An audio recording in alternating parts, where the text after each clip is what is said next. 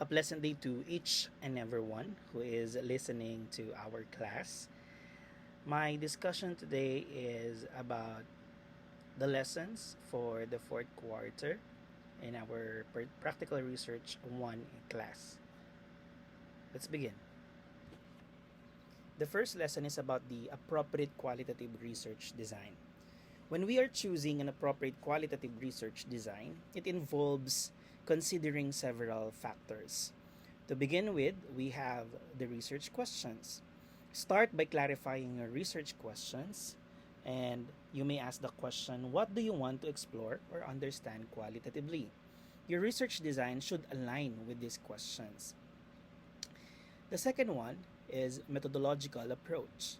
Determine the overall approach you want to take, such as phenomenology, ethnography, grounded theory, narrative analysis, and etc. Each approach differs or offers rather different perspectives and methods for data collection and analysis. The third one is participants and sampling. Consider who your participants will be and how you'll select them. Qualitative research often involves purposive or snowball sampling to ensure participants have relevant experiences or perspectives. Furthermore, you must also consider data collection methods. Decide on the most suitable methods for collecting data based on your research questions and the nature of the phenomenon being studied. This could include interviews, focus groups, participant observation, document analysis, etc. Data analysis techniques. Determine how you'll always the or determine how you will analyze the data you collect. Common techniques include thematic analysis, content analysis, constant comparison, and narrative analysis. Choose methods that align with your research questions and theoretical framework. Another thing is reflexivity and ethics. Reflect on your own biases and how they may influence the research process. Ensure ethical considerations such as informed consent, confidentiality, and participant well being are addressed throughout the research. Another thing to consider is the feasibility.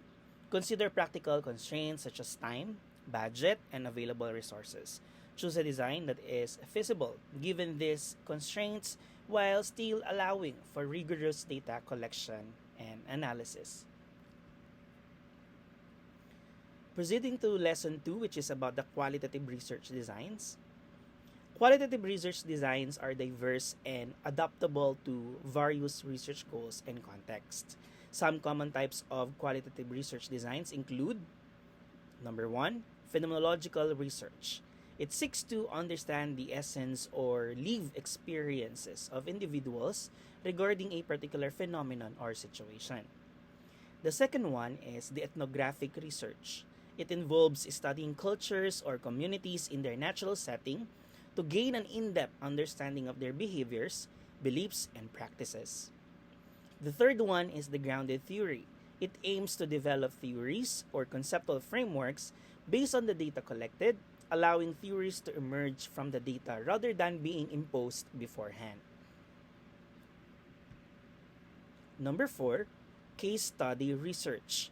It focuses on a detailed, in-depth examination of a single instance or case, often aiming to provide insights into complex phenomena within real-life contexts. Number 5, narrative research.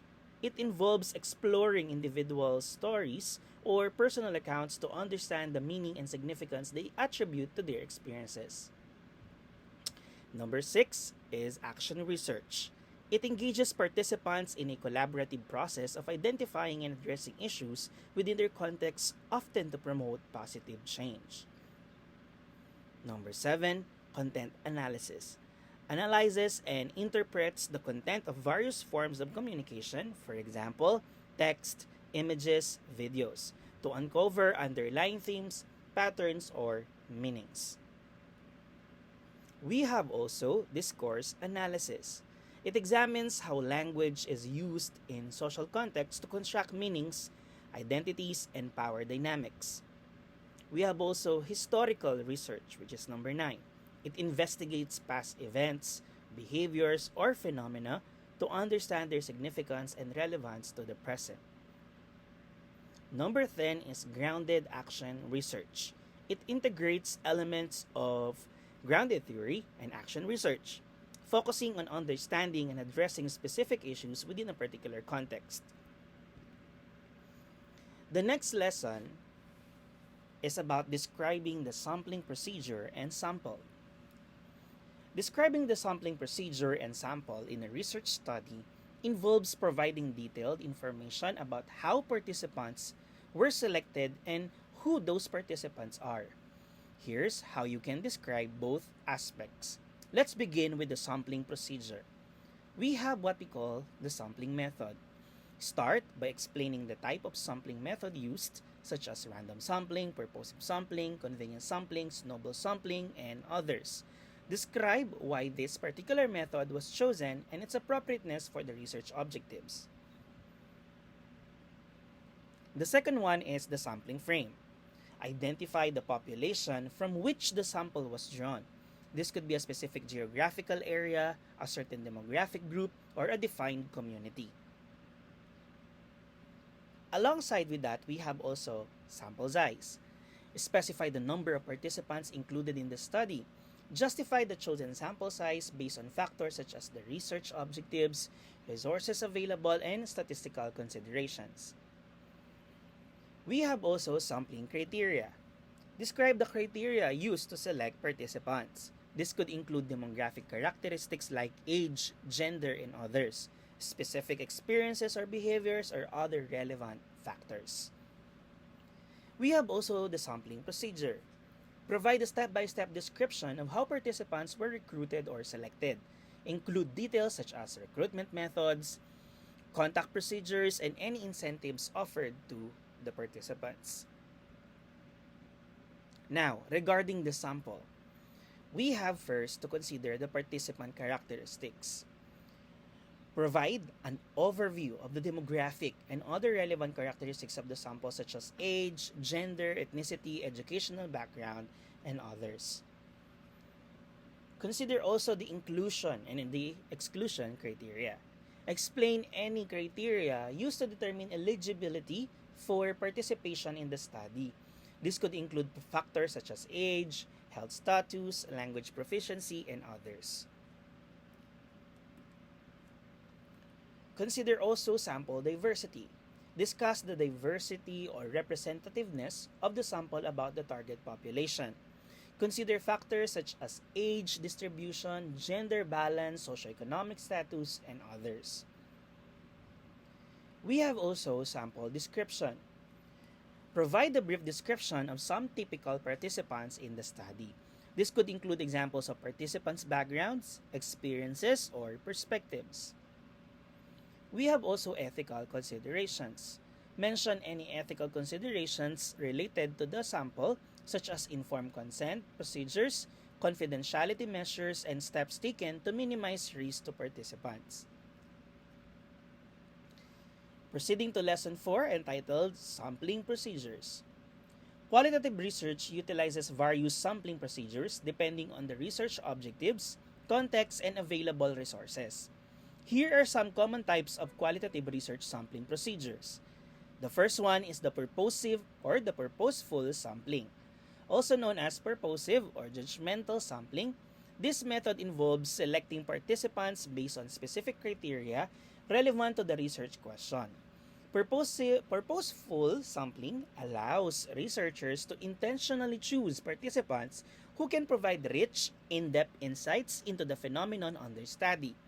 Subtypes of purposeful sampling include maximum variation sampling, selecting participants who represent diverse perspectives, experiences, or characteristics related to the research topic. We have also homogeneous sampling, choosing participants who share similar characteristics or experiences to facilitate comparisons and identification of patterns. And we have also the criterion sampling, selecting participants who meet specific predetermined criteria relevant to the research objectives. Number 2, the snowball sampling. It involves identifying initial participants who meet the study criteria and then asking them to refer other potential participants who meet the same criteria. This method is particularly useful when researching hard to reach or hidden populations. We have also the theoretical sampling. Commonly associated with grounded theory methodology, theoretical sampling involves selecting participants based on emerging theories or concepts that arise during data analysis. Researchers iteratively collect and analyze data to refine and validate emerging theories. Now, the convenience sampling. It involves electing participants based on their convenient availability and accessibility to the researcher. While convenient, this sampling method may introduce bias and limit the generalizability of findings. We have also the quota sampling. Similar to stratified sampling in quantitative research, quota sampling involves selecting participants from different predefined categories or strata until predetermined quotas are filled. This method ensures adequate representation of various subgroups within the population of interest. Number 6 is the network sampling. This involves identifying key individuals or nodes within a social network and selecting participants based on their particularity, useful for studying social phenomena and interpersonal relationships. Number 7, sequential sampling. It involves selecting participants sequentially as data collection and analysis progress. Researchers continuously assess emerging themes or concepts and select new participants who can provide further insights or clarification. Number 8, expert sampling. It involves selecting participants who are considered experts or highly knowledgeable about the research topic. This method is useful when asking in-depth insights or specialized expertise. Lesson 5.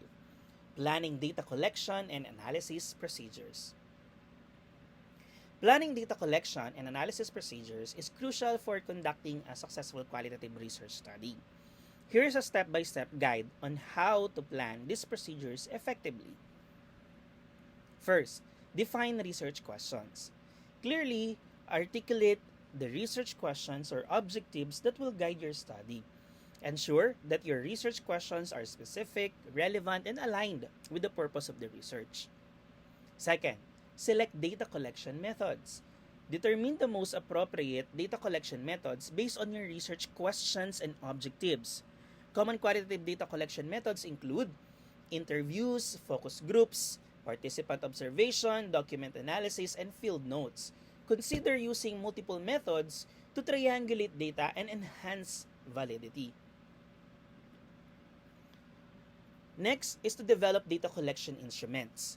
If applicable, design or adopt data collection instruments such as interview guides, observation protocols, or survey questionnaires. Ensure that your instruments are aligned with your research questions and will elicit the necessary information from participants. Next is recruit participants. Develop a recruitment strategy to identify and recruit participants who meet the criteria for inclusion in your study. Consider the sampling procedure you'll use and how you'll reach out to potential participants. Ensure that you obtain informed consent from all participants. The next one is to pilot test data collection instruments. Conduct a pilot test of your data collection instruments with a small sample of participants to identify any potential issues or areas for improvement. Revise your instruments as needed based on feedback from pilot testing. The next one is to collect data. Implement your data collection plan by conducting interviews, focus groups, observations, or other data collection activities. Follow your data collection instruments and procedures consistently to ensure data quality and reliability. Next is to organize and manage data. Develop a system for organizing and managing your data to facilitate analysis. This may involve transcribing interviews, coding data, and storing data securely. Consider using qualitative data analysis software to assist with data management. The next one is to analyze data. Choose an appropriate qualitative data analysis approach, such as thematic analysis, grounded theory, or narrative analysis based on your research questions and objectives. Begin by familiarizing yourself with the data, then systematically code and analyze the data to identify patterns, themes, and insights. The next one is to interpret findings. Interpret the findings of your analysis about your research questions and objectives. Consider the broader implications of your findings and how they contribute to existing knowledge in the field. The next one is to ensure rigor and trustworthiness. Implement strategies to enhance the rigor and trustworthiness of your research, such as member checking, peer debriefing, and reflexivity. Document your data collection and analysis procedures thoroughly to support transparency and reproducibility. Report findings. Write up your findings clearly and coherently following the conventions of qualitative research reporting. Consider using quotes or excerpts from participants to illustrate key themes or findings. Ensure that your findings are presented accurately and ethically. We will now proceed to Lesson 6, which is about the variety of data collection and analysis procedures. Qualitative research encompasses a variety of data collection and analysis procedures tailored to investigate phenomena in depth and capture rich insights from participants. Here are some common types of qualitative data collection and analysis procedures. First one, the data collection procedures. We have the in-depth interviews. Conducting one-on-one interviews with participants to explore their experiences, perspectives, and attributes related to the research topic. Interviews are typically semi-structured, allowing for flexibility and in-depth responses. Focus groups, bringing together a small group of participants to engage in a guided discussion led by a facilitator. Focus groups facilitate interaction and collective exploration of shared experiences and viewpoints. We have also participant observation, immersing oneself in the natural setting of participants to observe and document behaviors, interactions, and contexts relevant to the research topic. Participant observation involves a balance of participation and observation to gain an insider's perspective. How about field notes? Recording detailed observations, reflections, and impressions during participant observation or fieldwork, field notes capture rich contextual data that inform analysis and interpretation. How about document analysis? Examining and analyzing various types of documents, texts, or artifacts relevant to the research topic. Documents may include written records, archival materials, media sources, or organizational documents. Visual methods. Incorporating visual techniques such as photography, videography, or drawing to elicit and capture participants' perspectives and experiences. Visual methods can complement other data collection methods and offer alternative ways of expression. Diaries or journals. Ask participants to maintain written or electronic diaries or journals to record their thoughts, experiences, and activities over time. Diaries provide longitudinal insights into participants' lives and subjective experiences. Surveys or questionnaires. Administering structured or semi-structured surveys or questionnaires to collect quantitative and qualitative data from a large number of participants. Open-ended survey questions allow for the collection of qualitative responses. Letter B, the data analysis procedures. What about this? The first one is thematic analysis. Identifying and analyzing recurring patterns or themes in the data to uncover underlying meanings, concepts, or phenomena. Thematic analysis involves coding, categorizing, and interpreting qualitative data to generate themes or patterns. We have also grounded theory. developing theories or conceptual frameworks grounded in the data collection or data collected rather than preconceived hypothesis. Grounded theory involves iterative data collection and analysis to develop and refine theoretical explanations. We have also narrative analysis, examining the structure, content, and meaning of narratives or stories shared by participants. Narrative analysis focuses on understanding how individuals construct and convey meaning through storytelling. We have also content analysis, systematically analyzing and interpreting the content of textual, visual, or audio data to identify patterns, themes, or discourses. Content analysis can be deductive, guided by existing theories, or inductive, about emerging from the data. Discourse analysis, analyzing how language is used to construct meaning, power dynamics, and social identities within text or communication context. Discourse analysis examines linguistic features, rhetorical strategies, and ideological assumptions. We have also the constant comparative method, comparing and contrasting data across participants, cases, or categories to identify similarities, differences, and relationships. The constant comparative method is iterative and recursive, guiding data collection and analysis simultaneously. We have also matrix analysis, organizing qualitative data into matrices or tables to facilitate comparison and synthesis across themes, categories, or dimensions. Matrix analysis helps visualize patterns and relationships in the data. We have also qualitative data visualization, using visual representations such as diagrams, charts, or maps to illustrate qualitative findings and relationships visually. Qualitative data visualization enhances the understanding and communication of complex qualitative data. Let's proceed now to Lesson 7A about the specific kinds of data collection and analysis procedures. Each type of qualitative data collection method can be further categorized into specific kinds or types to suit different research purposes and contexts. Here are specific kinds or types for each method.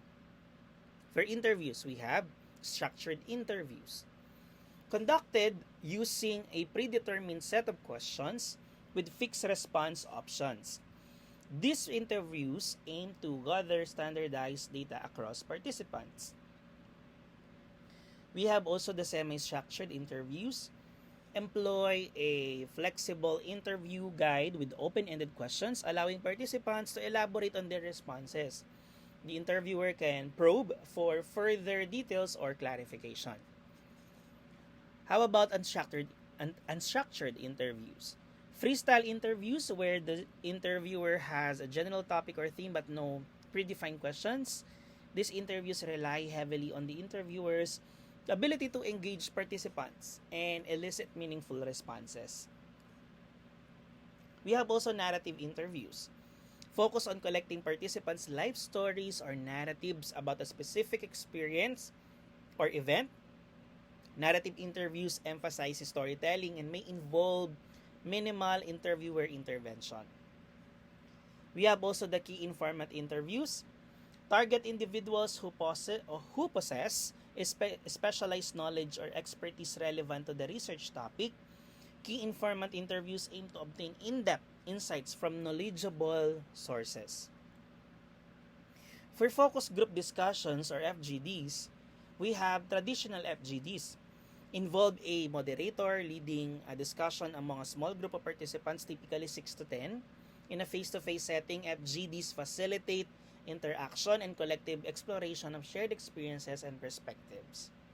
We have also the mini focus groups, comprise smaller groups of participants from 3 to 5 to allow for more intimate and in-depth discussions on specific topics. Mini FGDs are suitable for exploring sensitive or niche topics. Online focus group discussions, conducted virtually through chat rooms, video conferencing, or online forums. Online FGDs offer flexibility and accessibility, particularly for geographically dispersed or hard to reach populations. We have also dyadic interviews. Pair participants together to engage in a structured or semi-structured interview format. Dyadic interviews promote interaction and collaboration between participants, often yielding rich data through dialogue. How about observation? For observation, we have the participant observation. It involves the researcher actively participating in the setting or activity being observed while also observing and documenting behaviors, interactions, and context. We have also non-participant observation. This entails observing and recording activities, behaviors, and interactions from an external or non-participatory perspective. Non-participant observation reduces researcher bias but may limit access to insider perspectives. How about structured observation? It utilizes a predetermined observation, checklist, or coding scheme to systematically record specific behaviors or events of interest. Structured observation enhances the reliability and comparability of observations.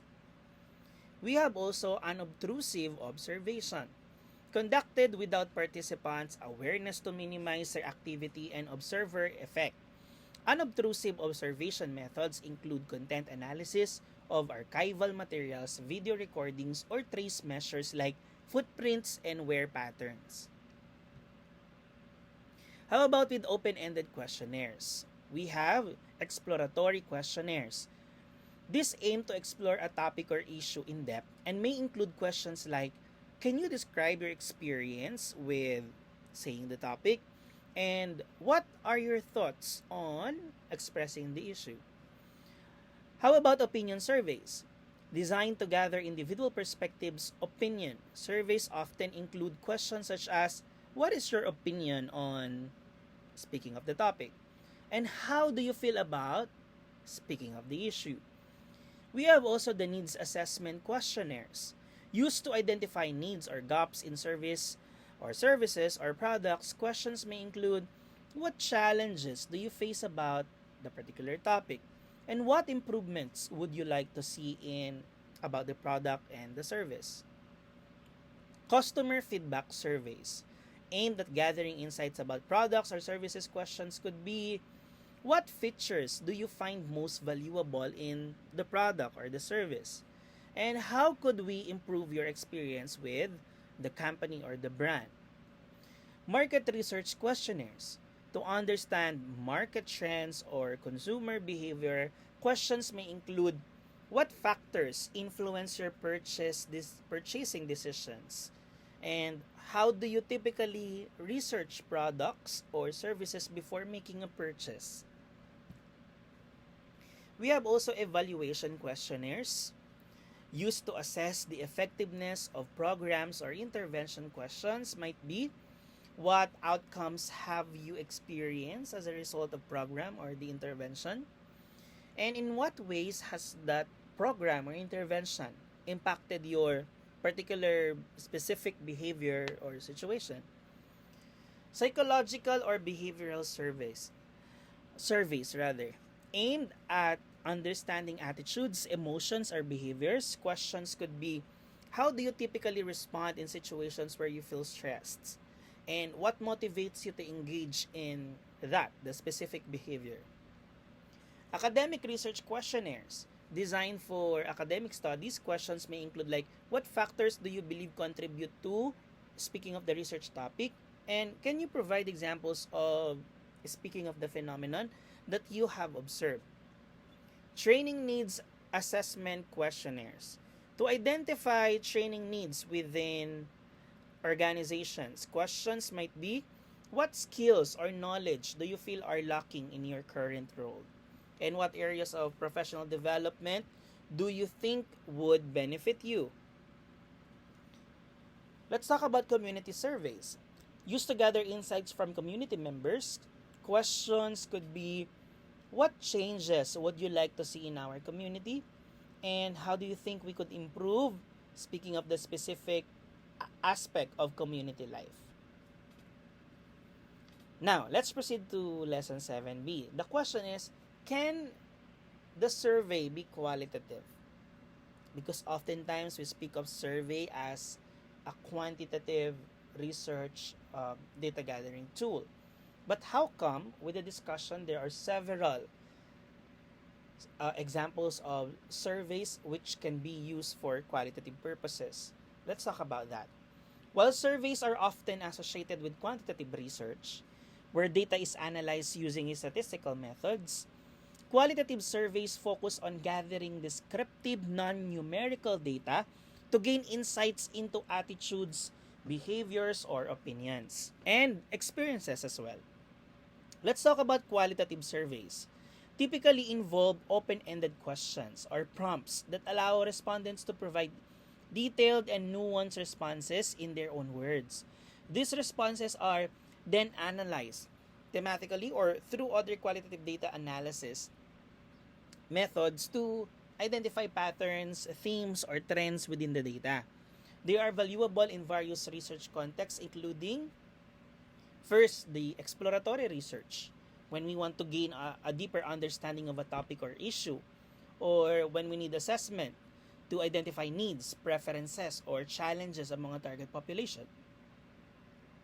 It may also be beneficial for customer feedback to gather detailed feedback on products, services, or experiences. We have also program evaluation to assess the impact or effectiveness of interventions, programs, or initiatives. May also be used for market research to explore consumer attitudes, behaviors, and preferences. And lastly, for academic research too, to collect rich descriptive data for qualitative studies in fields such as sociology, psychology, anthropology, and education. In qualitative surveys, the focus is on capturing the richness and complexity of respondents' perspectives rather than quantifying responses into numerical data points. This allows researchers to explore underlying meanings, interpretations, and context associated with the phenomena under study. And I think that would be all for now. Please wait for the part 2.